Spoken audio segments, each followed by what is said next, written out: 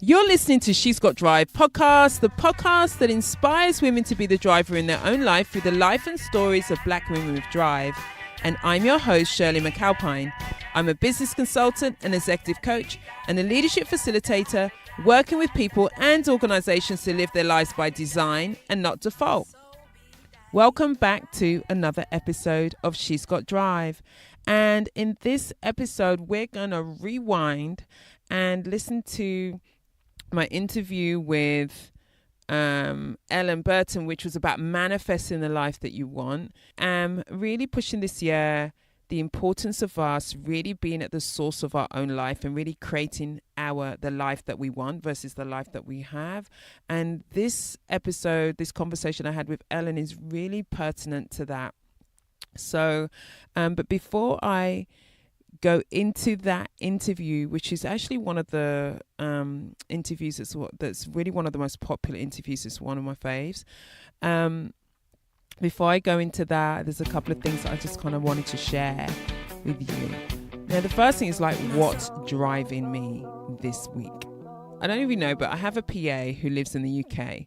And this week, she has come over to work with me for 5 days. And the reason why is I wanted to spend some time focusing on the infrastructure around my business, focusing on how we do things, focusing on my communication flows, my workflows, my planning, the different types of tools that we're using, strengthening my financial structures and processes, looking at my office and clearing out the stuff that I no longer need so that I'm committed to being more efficient and more effective. I mean, you kind of could say I'm condoing my business for the last few days and working out the various things that I need, the things that I want and the things that are essential to building my business and getting rid of those things that are not.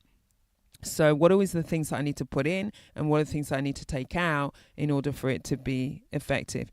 It's been such an investment of her time, of my time, of her coming over and me not doing a minimal amount of client work during that time. So it's a huge investment, but it is already feeling like it is paying dividends. So I don't know if you could or have thought about blocking out time in your schedule around your work where you're solely focusing on how you're doing your work, not actually doing the work.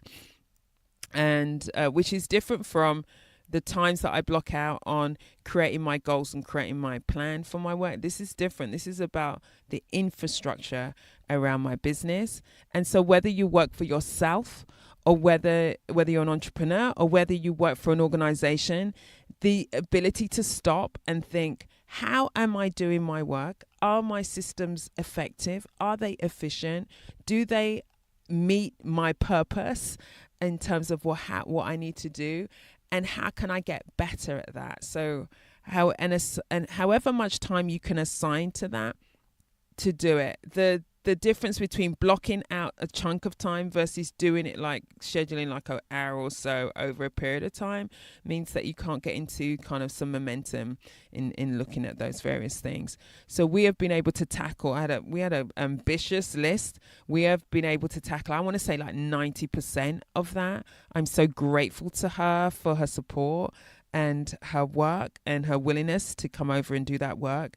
And I am sure I'm going to see the fruits of that labor as I go through the year. So I wanted to share that with you as that's what's been driving me like fully this week. And I'm super happy that I took the time. I scheduled that out at the beginning of the year and I took the time to do that. And look, I'm just feel like in such a better place for the work that I have to do.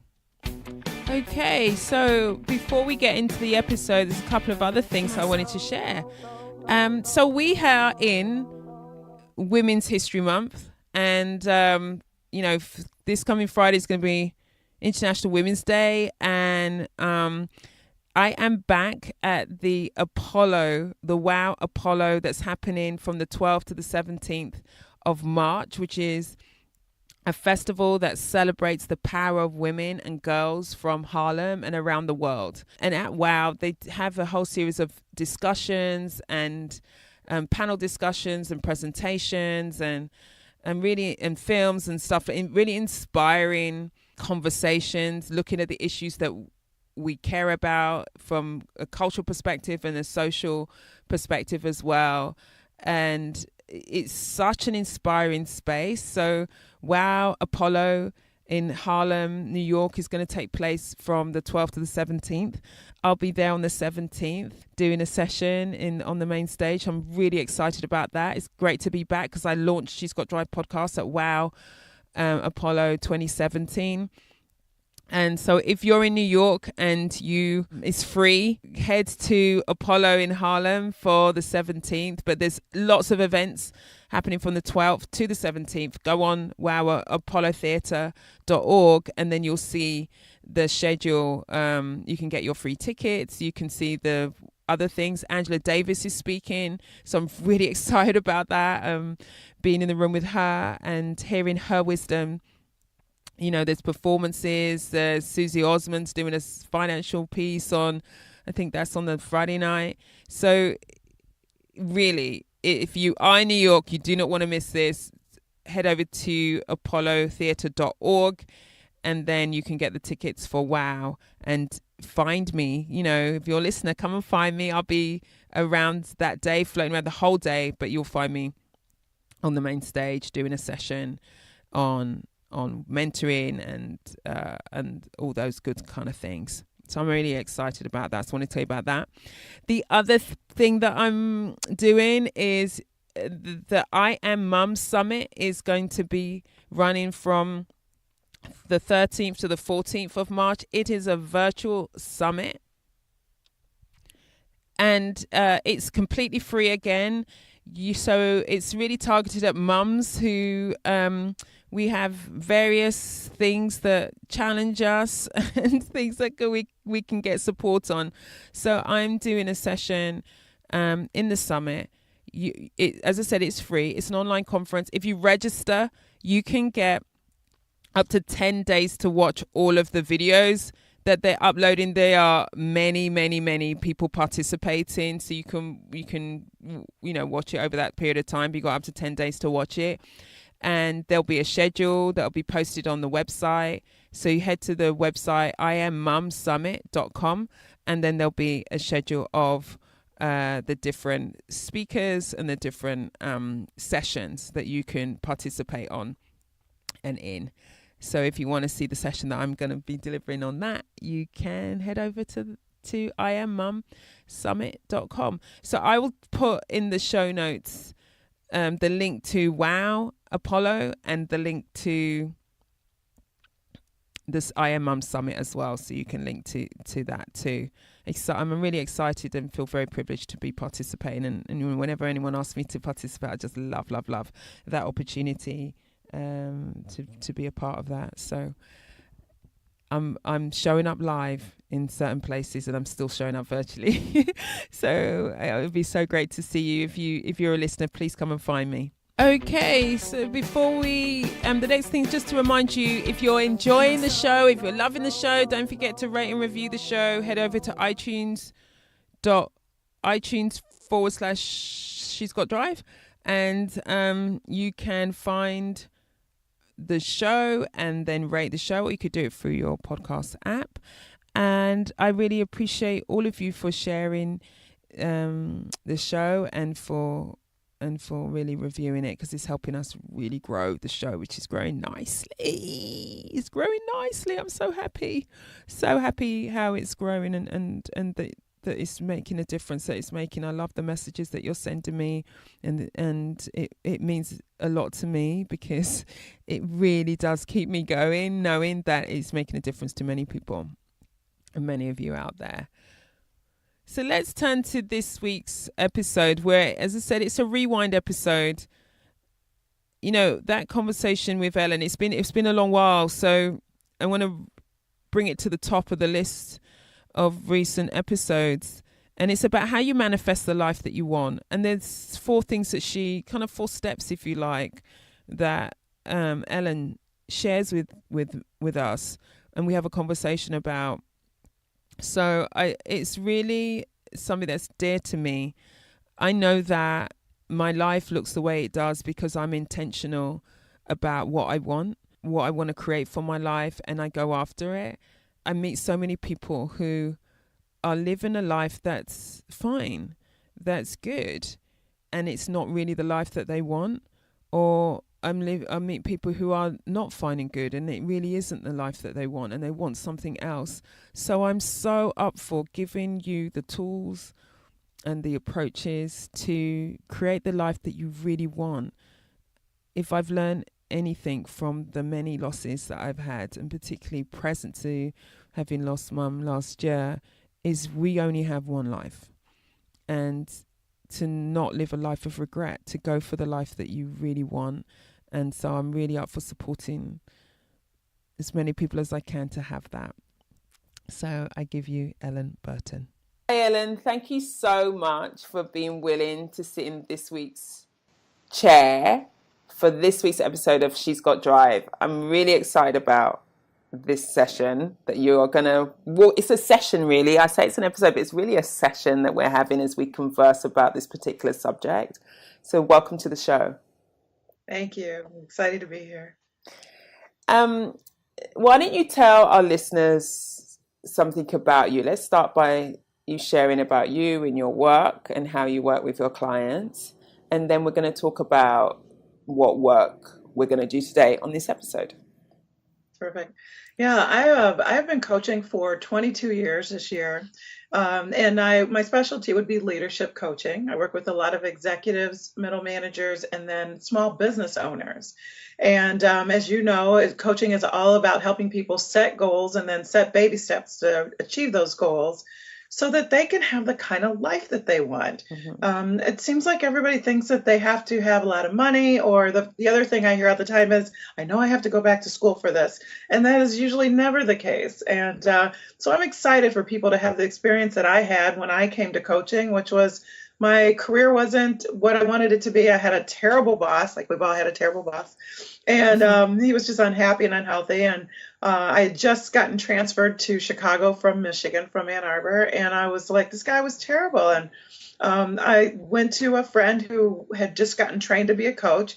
And she said, oh, now let's do this. We did the wheel of life, right, to see like where the balance was and where it wasn't. And after 15 minutes with her, I'm like, this is it. And she said, no, this isn't it. I help you find your it. And I'm like, no, this is it. This is good. Where'd you get trained? And so that was 1995. And I have been helping, men and women just really clear away what was not of them, to get down to the nitty gritty of who they are, what they authentically want, and then how to manifest that through focused energy, focused work, through focused attention and not getting distracted by sharp, shiny objects, which we all do. Mm-hmm. And then being grateful and staying really in the place of like, yes, I deserve this. Like, why don't you deserve this? What's the difference between you and the person who has this great life? Nothing. It's not money. It's not family. It's intention. Right. And so that's the purpose of my coaching. So I coach one-on-one, I do group coaching, and then I also travel the country teaching business leaderships, mostly focused on leadership skills and tools, communication skills, conflict management, hiring practices, things like that. Yeah. Great. Thank you so much for outlining that. You're right that the whole orientation that people might have in their life is like, I can't have the life that I really want, so I settle for the one that I have.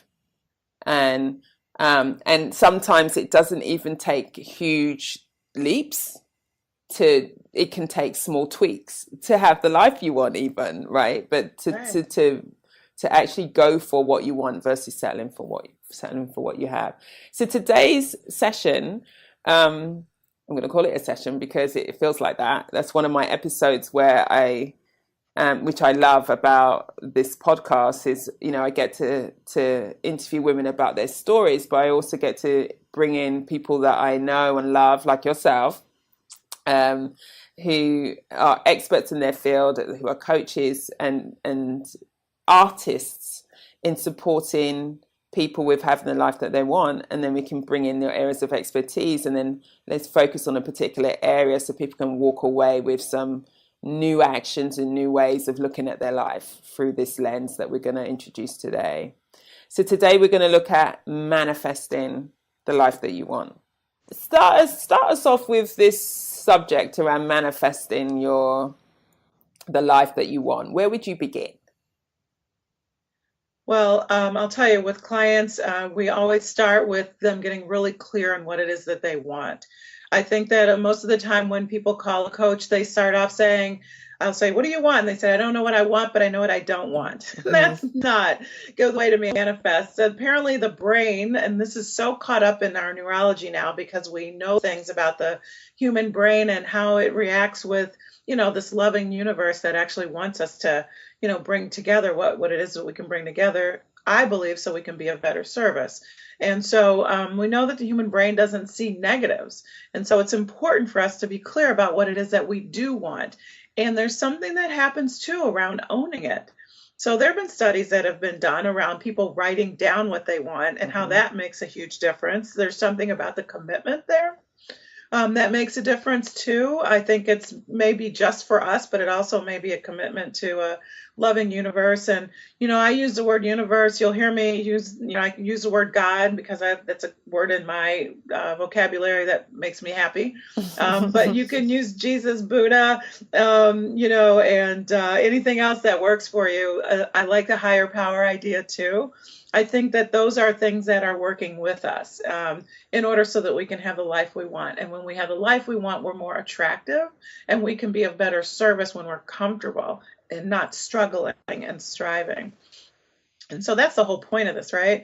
So getting clear on what you want is the first step. Really specific seems to make a huge difference. So when people say, I just want a better job, I'm like, well, what's a better job look like? And then here's the thing about the neurology and how our brains work. The first place that information goes for us is in the right hemisphere, which is the picture, right?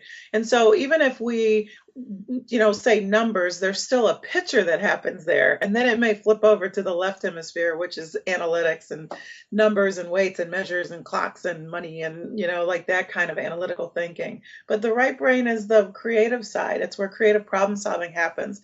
And so we want to be able to acknowledge that and work with that because that's part of what will make this whole thing easier. So clarity is huge. Being specific is huge. And so if people want to raise, I ask them how much do they want, and everybody kind of hesitates. Part of the hesitation is if we can't see it, we don't really know or believe it's available. And the other part of the hesitation is that some of us have a really good life already, and we feel kind of guilty or greedy to want more. But that's silly. I mean, it's just silly, right? Like you're having more doesn't take anything away from anybody else, right? And it actually inspires people to more. So it's almost an obligation, you know what I mean, to the rest of the world who doesn't get this yet, to go for more and to have a comfortable life so that people can see it's available. That is such a good point because oftentimes I know that I have moments where I create my stretch kind of my vision and my goals and I write it out I've done it for the next 5 years where I want to be and what I want to accomplish. And there are moments when I think, why am I doing this? I've got a good life. I don't get it. What is this about? But you're right. There's this way of thinking, am I asking for too much? Versus, no, this is the life that I want. I want my life to look a particular way and I can cause it to look a particular way. And be of, and I know that my work is to be of service to others too. Yeah. So I've never heard it like that. Yeah. Feeling guilty for wanting more.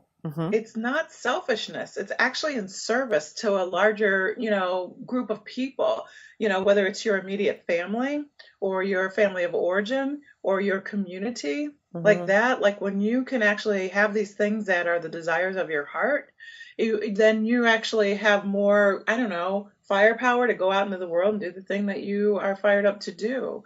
We'll talk about inspired actions in a minute, but this is part of what fuels the inspired actions. Right. Yeah. Right. So the first thing is to make sure that we're clear about what we want and to write them down. So that's the first thing to do. Okay, great. That's the first thing to do. So a lot of times with clients, what I'll do is once they have it written down, which is sort of left brain, I will actually have them make a vision board. And most of you are familiar with vision boards from, Oprah kind of brought them to light. This is a practice that's been in vogue for, I don't know, probably 20 years or so in the States.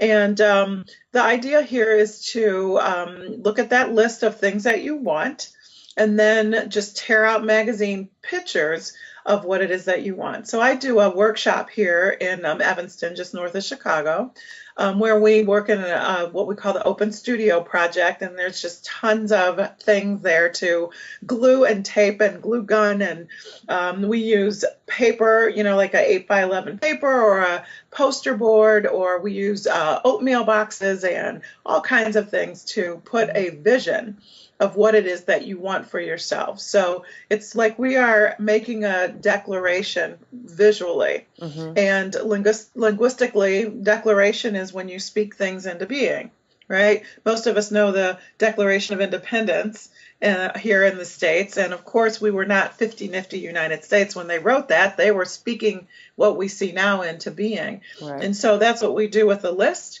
and that's what we do with the vision board. And so how you do it doesn't matter, but what we really encourage in the class is photographs as opposed to words, so that you're really working that other side of who you are and getting motivated that way. And then the idea with the vision board is that you keep it somewhere where you can see it. I have one in my office. I keep it really close. So when I have a decision, choice, or opportunity, I look at that vision board and I look at my list of my desires. And if that choice, decision, or opportunity isn't in alignment with what I said I want for myself, I have to bring up the courage to say, no, thank you. It doesn't matter how awesome it is. And usually if there's an offer and there's a big chunk of money associated with it, I hear the big chunk of money. But I need to make sure that it's in alignment with what I say I want for myself. Yes. Because then it won't be torturous. I can't say it won't be hard, because we all like a little bit of a challenge. We like to be shoved out of our comfort zone a bit. But it won't be torturous. It won't be hard in that way, right? Because it will be in alignment with what the universe is pushing me towards being of service in. So, can I speak to that a little bit? Sure. I remember I was working on a project. Recently I delivered a program at Windsor Castle. And at the beginning of the year, I was seeking facilitators to work on the project. And I approached someone that I know and love who's in the UK and really respect her work, and, created what we were doing and why it was so important. It was for the Black and Asian leaders, being developed in this space. And first she said, yes, of course. It's so exciting. And then she called me back the next day and she said, I thought about it. And I'm going to decline. And I'm going to decline for that reason, because it's not aligned with what I said I was up to. And as much as it's a fabulous piece of work and it's a fabulous thing to contribute to, it really isn't really what I'm working on right now. And I had lots of respect for her for that, because it's true. We're either going to take steps towards it, or we're going to take steps that take us away from where we want to be. That's absolutely right. It takes a lot of courage. We could say faith too, but it takes a lot of courage to trust that if it's not right for you, then we need to make space for the person that it is right for. Yes. And then whatever the thing is that's supposed to happen will be much more powerful, impactful, in a positive way, and not panic. Right? Not panic that nothing else will happen again. I do this with parties. Somebody will say, come to this party. And then I'll be like, if I don't go, they'll never invite me ever again. Or, and we all do this, right? And it's but if you're homesick and you can't go, don't go to the party. Trust that, right? Right. And then, of course, later on you find out that the party wasn't fun, or, it rained on the picnic or whatever. Right. And you're like, okay. It takes a while to trust that, and that leads into the second step, which is to look forward to the things on your list coming. Trust that they're coming. This isn't about no work. It's about focused energy. Mm-hmm. And so it's important to just kind of go like, I'm going to trust that the things on my list are coming. What I want for myself is coming. And all I have to do is just stay aware, like pay attention to the next right thing to do. So when you say pay attention to the next right thing, so if I'm trusting and I'm paying attention, how will I know? Well, I think that paying attention is the key to it, and the desire to know is part of what like makes it happen. Okay. So it sounds weird. It sounds kind of like a dichotomy, but really what happens is you listen for opportunities and things that are in alignment with what you want, and then next thing you know, something will pop up. And here's what we do. What a coincidence! That's what we say. How we I can't do. believe that. This is what we say. That's so weird. Isn't that funny? I was just saying right? Totally. So my buddy Linda, she this just past week, she's a house manager for a very kind and generous family here in Chicago, and she was saying to the son, who's a grown man, I love the Bulls. I've never been to the United Center. I'd love to go to a Bulls game. Right. And then like 3 days later, another member of the family who they never talked to each other said, we're going out of town. We got these Bulls tickets. Do you want them? Right. And so she calls me up. She knows I'm a big sports fan. She calls me up and says, I've got Bulls tickets, but really, it's really cool because I got a cool parking pass. And I'm like, okay. And then I was coming from Michigan. Yes, this is yesterday. And I was like, I'm tired. I've got things to do. I don't have time to go to a basketball game. And she's like, it'll be really great. Okay, we went. They were floor seats at the Bulls game. It was so amazingly awesome. Wow. And so she also knows the power of manifestation. And so we, of course, are like, oh my God, like always surprised and joy that it happens. But there's something about like owning it. Yes. And there's something about, it's not about like pushing and forcing and making things happen. That conversation with her, employer was just a casual conversation, a sentence in the middle of a line. But she was like, I want to do more Chicago things. I want to have more fun. I need to do more fun things I've never done before. Right. Right. And so for me, it was like, okay, I love sports. This is great. But I've never imagined sitting on the floor at a Bulls game.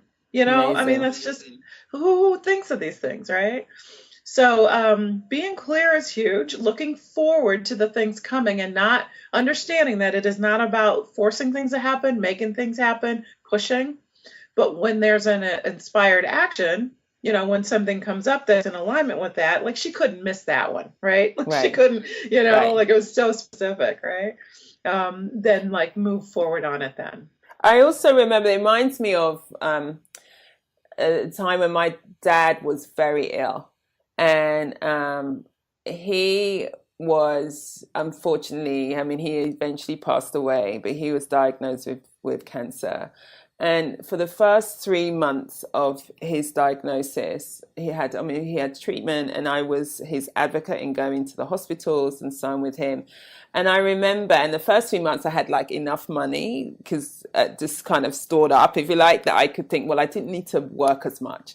And then we got to a point and I thought, okay, I need work, and I need work that that's for me, quote unquote, unthinking work that I can deliver, that I don't have to create newly all the time. And I said, that's the kind of work that I need.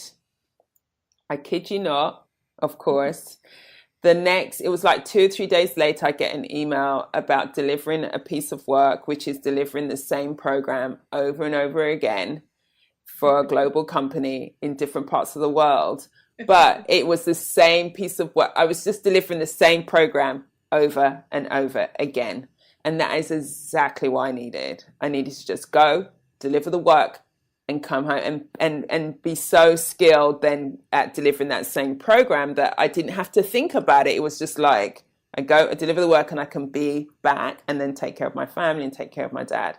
And so I totally am with you around this. This is one of the reasons why I wanted you to do this session on manifesting your life, because I truly believe we can, because I've seen I know that I can do that, and I've seen myself cause it time and time again. So I just wanted to share that, because that was one of the gifts such a gift, because then I could be with dad the whole year and just like Exactly. follow him around, basically.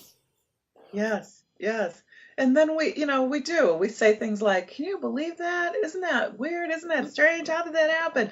But like it happened with intention. Right. If there's an underlying thing that happens here, it's intention and it's emotion around it. And so the third step of this is about gratitude. It's about having a Mm. good, consistent practice of gratitude. And so whether you write things down in the morning or at night on a piece of paper before you go to bed, whether you do it in your head, I actually do mine into Siri on my cell phone because I'm usually in motion. And she gets a little snarky, but whatever, like I'm paying, right? Because I'm like, hey Siri, I shouldn't say that. She'll probably like pop up. But I'll just say, memo, gratitude, and then I'll just run down 5 or 6 things that I'm grateful for. Right. And they are simple, and sometimes they're the same thing every day. And sometimes I do it during the day. Like I just will go like, I'm grateful for my health, I'm grateful for my life, I'm grateful for a healthy brain, I'm grateful I still have my mom at 88. Grateful for my brother, grateful for what would we do without our girlfriends, Right. right? Like I'm grateful for my home that's safe and beautiful. And, like I'll just go through that and then I kind of run out of stuff and then something happens and I lose my train of thought and I go forward. But, and then there's other things, grateful for my clients, grateful for a steady stream of income. Do you know what I mean? Like it just doesn't matter. And then you can repeat it again and again. One of the things we know that will kind of like grease the skids towards you having the things on your want list is for you to shift your emotions. And so gratitude is the thing that we know will do that better than anything else. And it's the easiest thing. And so, and this is, we can do this easily as long as we're conscious of it, right? Like I feel, kind of out of sorts. I feel kind of crappy today. Like what's the thing that I can do that will shift my emotions? Right. One of the groups that I work with is called Lecturer International. It's a women's coaching company. And we teach people about a practice called nourishing practices, where we ask them to make a list of the things that they do that when they're done, they always feel better. And so it's a really good practice for anybody to do. And it's a list of things that like getting a massage, getting a manicure or a pedicure, taking a walk out in nature. I'm a huge golfer, so golf is one for me. Just being outside, right? Anything by water. Just anything that, and listen, golf can take 5 hours, right? If I'm going to golf 18 holes. So, and we don't always have that. So, but I can putt in my living room, like I can turn on the golf channel in between a conference call for a minute and just kind of get my little happy fix there. And, and I can take a walk and stuff like that. But sometimes what happens is we get so busy that we think, I can't stop now. And it's like, but if you took a walk and came back, like your whole mood would shift, right? Just a little bit, not, it's not that thing. Well, it's like when you've been married a long time, but like for those of us who are dating, it's like, when you're in love and then the guy breaks up with you and you're like, I can't live without him. And then you have some Ben and Jerry's and then like 5 minutes later, you're like, I'm killing him. Right? We're talking about a little shift. I love that. It's also good to be aware of what those practices are for you, like have that available to you. And my last episode was on self-care and me sharing my own practices that I used recently. And one of the things I say in that is what was useful for me is that I know what practices are good for me. So I knew what I needed to reach out to. I knew what I needed to take action in to bring myself back.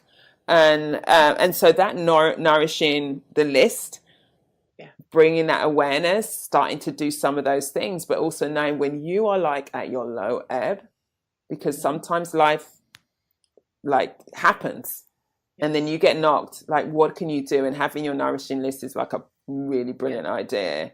Yes. And then you can it's not a denial too. I want to be clear. It's not a denial of emotions. It's not like pretend like you don't feel this way. Right. It's just a practice of making a shift. Right. I had the same thing happen. So in January, I lost my dad. He passed away at 87. And of course, I had no energy to be running around networking, building my business, getting new clients or any of that. And thankfully, the work that I had done, that I had to do, like teaching leadership facilitation courses, were things that I'd done before. So it was easy to slide into that. Mm-hmm. But I had been taught very well by many, many wise women ahead of me that during that kind of grief, I had to really pump up my self-care. Right. Exactly what you're saying for yourself this past week or so. And so all I did was massage every week and slept when I needed to sleep and eat food that was kind to myself, mm-hmm. and said no to social things because I just had no energy or desire to do them. And my business has grown 30% in the last 9 months. I mean, it's out of control. I don't even know what's happening here. Like, I need to hire 2 new people. And I've done I would say, like, I've done nothing. Right. But that's what this manifestation is about. It's about, it's not about hard work and running around and being frenetic. I don't want that anymore. I was like that in my 20s. And I made things happen, but I don't want to live like that anymore. Right. And thus I don't. Do you know what I mean? Like, and so therefore my business grows in a way that's in alignment with how I want to be. I want it to come easy. I want it to come gently. I didn't even know those words, 25 years ago. I want it to come sweetly. I want clients who appreciate me and want to, help me grow my business. Like, I want to help them grow their business. I want it to be easy. One of the practices that I use a lot too, which is in alignment with manifestation, is get clients now. Sherry Stringer, I think, is, yeah, right. Mm-hmm. And it's that thing. It's like I made a really specific list at the beginning of every year about what kind of people I want to work with, right? How I want them to show up, and how I intend to show up in my professional life. And that has worked for me for years. I've used that for years and years and years, and I use it with my clients as well. It doesn't have to be hard. I guess that's the thing. And the hard part about us in America is that we have this kind of Rocky Balboa mentality about things. Right. Like, if it's not hard, like if we don't get knocked down on the canvas first and, bleed and cry and sweat, then it's not worth it. And it's not true. Right. And part of that's the cultural dissidence of America, like we left something difficult. We had to start, and we had to fight and, all this stuff. And that doesn't have to be the story today. It just doesn't have to be the story today. But please don't underestimate that that's part of our cultures. It's part of the African American culture. It's part of the American mm-hmm. story. It must be difficult, and then it will have value. And that is not true. Yes, because we have been told and taught by our own parents, and we understand why this message is there. But you have to work twice as hard. And whilst that is certainly true for many people working in the corporate space, because of we won't go into we won't get sidetracked into the details of the systemic issues around race and gender issues. That work ethic that's been drummed into us, without the message for self-care at the same time, will kill us. And has high levels of stress. And it manifests into health issues that are common in black populations.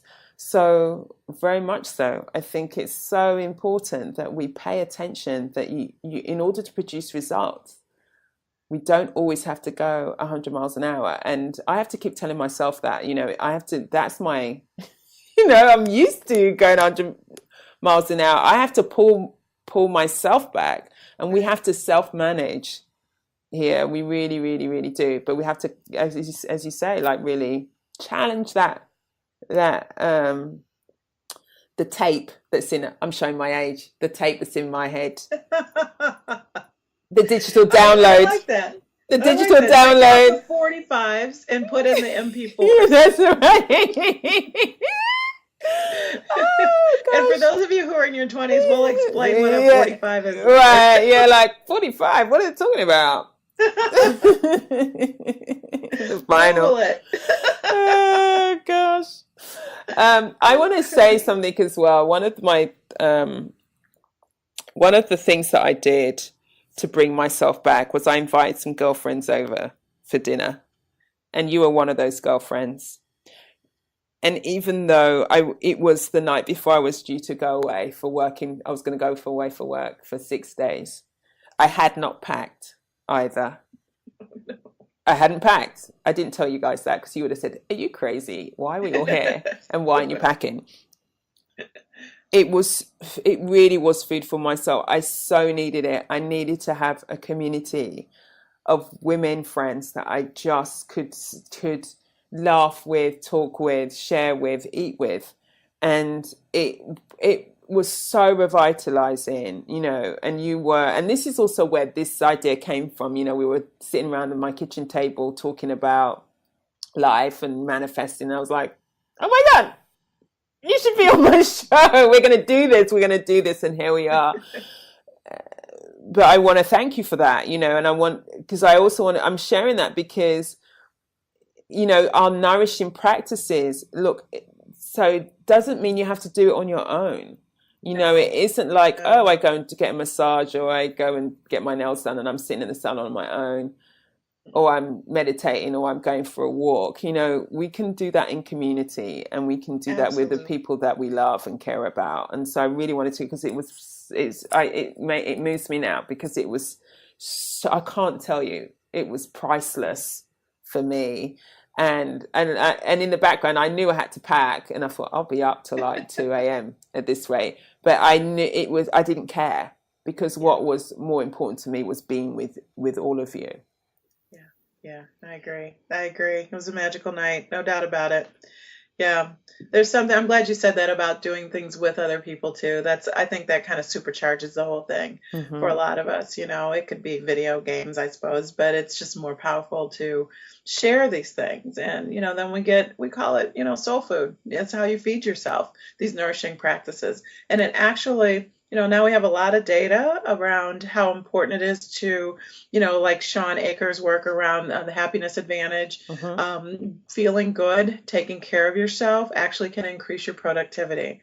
So more work done with less energy output, because you're full when you get there, like when you get to work, or when you go to the volunteer job, or when you're taking care of your children, as opposed to being depleted, right. And a lot of us think we get tired and then we think we're hungry. I do this, like I am exhausted and I'm sure Cheetos are going to be the answer. But actually, what I'm hungry for is the nourishing practices, things on my list, right. Whether it's just like a Netflix binge, or, calling up a friend and going out to dinner. I know you love to cook. And so the cooking is like, nourishing practice for you. Right. Sometimes I don't want to go to the gym, but when I leave there, I always feel better. And that's why we phrase it like that.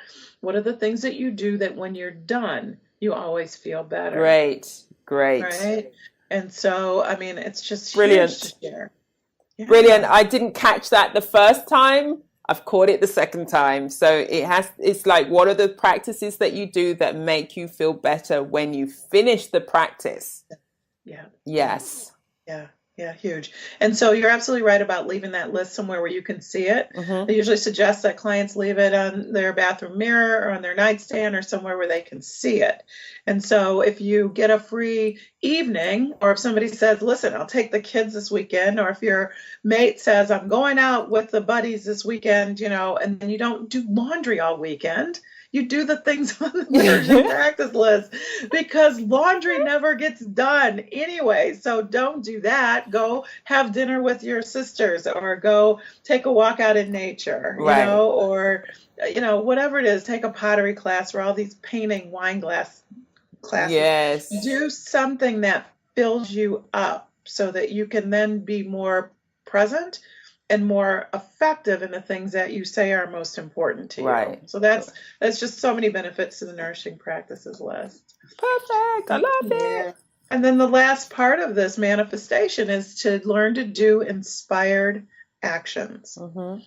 And so the definition of an inspired action is probably to trust your gut, When you get a gut feeling to do something, do it. We've all done this before. You're minding your own business, you're sitting there doing some work, and all of a sudden you get this gut instinct, and it's like, I should call so and so.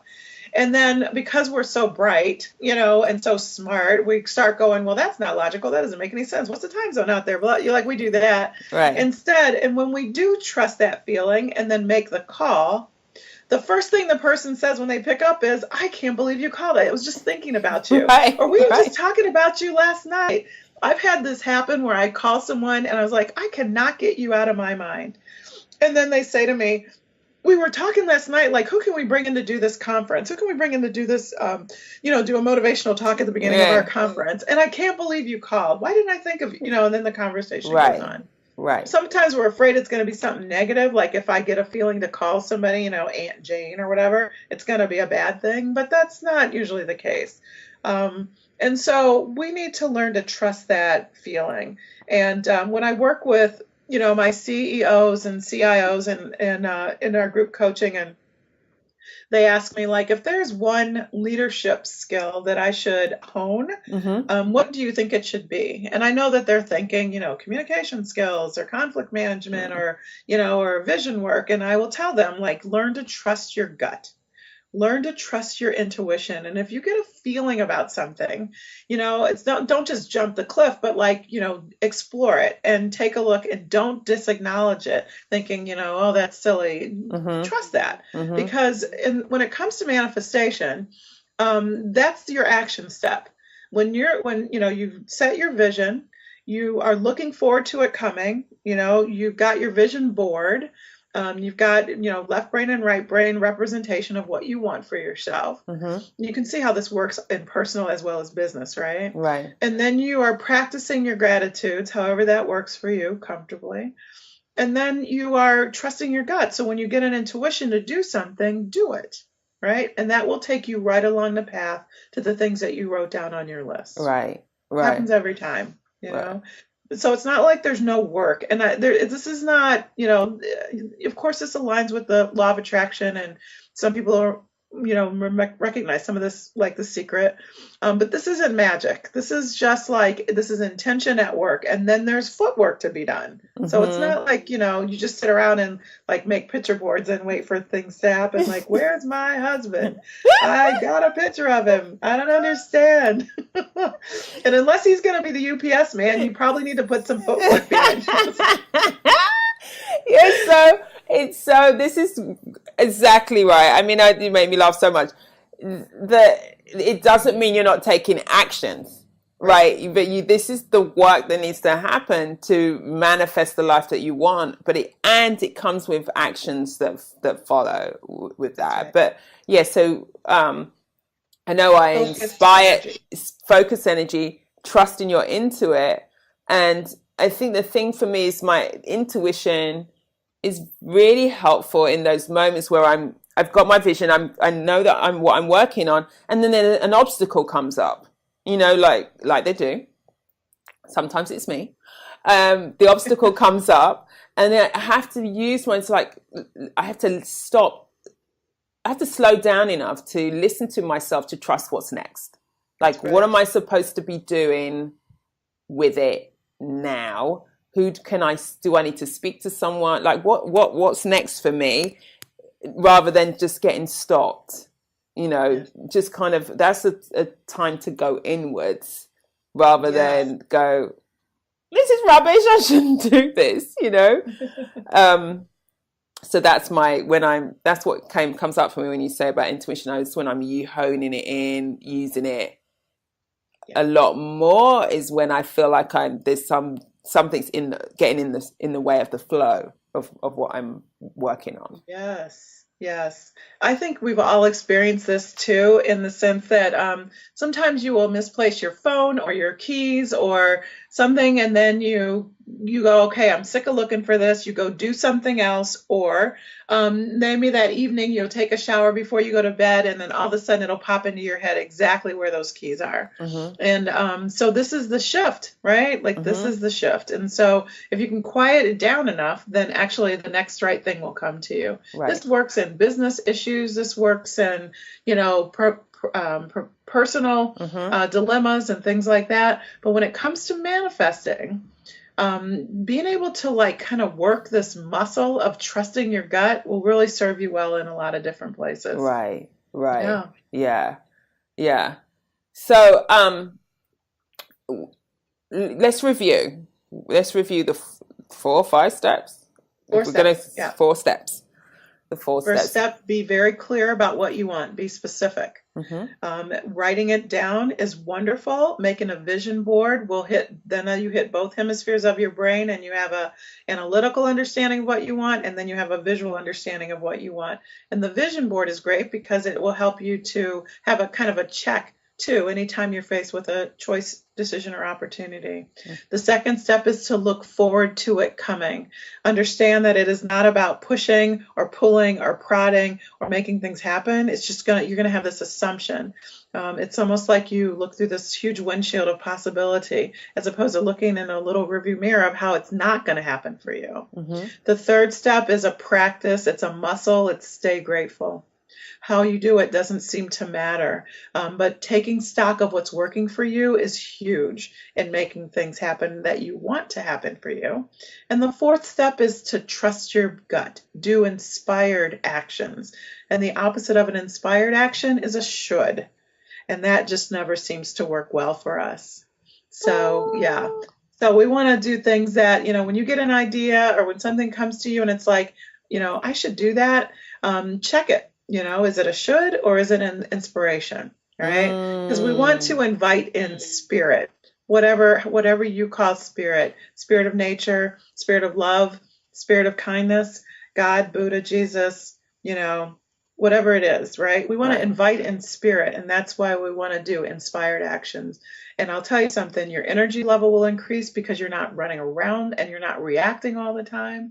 We know that Stephen Covey talked about the center of influence versus the center of concern, circle of concern versus a circle of influence, excuse me.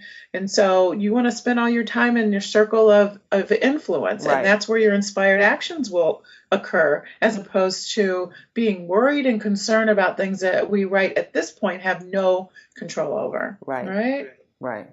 I think this is important right now with politics and with all the things going on in the world, that we stay really focused on our circle of influence. Wow.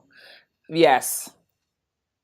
It's some dark times, broadly. Maybe. I don't know. I think that we're brought together for times especially like this. People who are interested in learning how to use their spiritual influence, like this is our time. You don't have the negativity without nature balancing it out with all these people who are interested in, spiritual growth and yoga and, prayer and meditation is huge right now. And that's not a coincidence, 12-step programs and all these things that are about people trying to grow their spiritual selves. You don't have that, you don't have the violence and the fear without the big push of faith too. So we people of faith just need to stay clear on manifesting peace and harmony and healing for the people who are in fear. That's our mission, not criticizing and causing dissension ourselves. Yes. I just feel like saying amen actually to that. Really. Amen. Yes, right on. Yeah. So this has been fantastic. I'm really, I really want everyone to work your way through those things. And then it'll be great to hear from anyone who's listening and taking on those practices over time. Like, what are you getting from bringing those practices in? So Ellen, where can people be in contact with you if they want to connect? They are welcome to reach me at coachlnb.com, or they can email me at coachlnb@gmail.com. I hope that you've been inspired to shift gears in your own life. I'm really curious to hear what you got from that conversation with Ellen and how you can implement her steps to manifesting the life that you want. What were your insights? What were your ahas? What are you taking on? What did you get? What did you love? What are you inspired by? Please share with me. You can contact me through my Instagram, Shirley McAlpine, or you can go to shirleymcalpine.com/contact me through my website, or there's always the Facebook page She's Got Drive where you can send me messages. Thank you so much for being a part of the She's Got Drive community. She's Got Drive is produced by Cassandra Voltalina. The music is by the awesome all-female band Blonde. The song is called Circles. I hope you've enjoyed this rewind episode. Thank you so much for listening. Go well and stay well.